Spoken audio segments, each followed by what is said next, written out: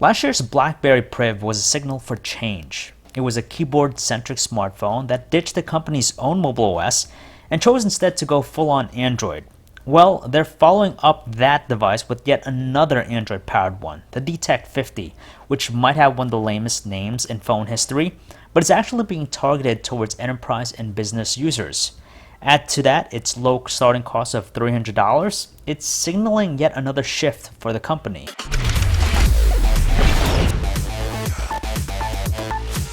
BlackBerry was being a bit coy about the DTEK50's design when it was unveiled during its live stream. In fact, many folks said it looked like an Alcatel Idol 4.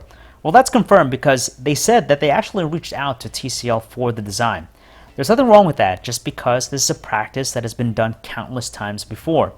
Given its price point, the look and feel of the phone is what you'd expect for something that costs $299.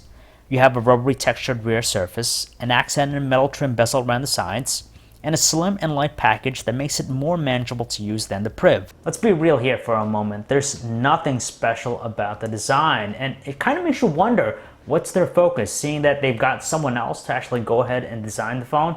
It seems like their focus is being placed more on something else, maybe software, right? What else is there to say about the screen here, other than its specs? Just a refresher, it's a 5.2-inch 1080p display of some kind with an oleophobic coating and a 24-bit color depth. Now to us, it seems more like an LCD screen than AMOLED, just because the color black doesn't achieve the same pitch black tone we get with AMOLED. It's detailed, it offers decent clarity at all angles, and the brightness output appears to be more than sufficient. Now all this makes it apparent that BlackBerry recognizes the popularity of an all-touch smartphone, so it feels right for this phone to tackle on that form factor. The DTEK50 gets its processing punch from a Snapdragon 617 chip and 3GB of RAM. Now, this combination won't raise many eyebrows, but in reality, this phone doesn't need all the horsepower that flagships claim to deliver.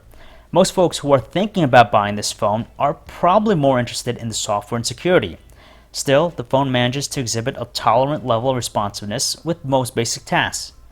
For a phone that takes pride in its security, there's just one thing that people might think that makes it incomplete, and that's a fingerprint sensor. Well, the company chose not to offer one due to compromising the phone's costs. Now, while we understand that, it's a bit tough to swallow, especially now that we have sub $100 phones with them. Again, there's really nothing that's too glaring with the cameras here. It's fashioned with a 13-megapixel rear camera with an LED flash, and the front-facing camera is an 8-megapixel one. They all seem like legitimate contenders. And if you want, you can program your phone's convenience key to open up the camera, and that's by your choice.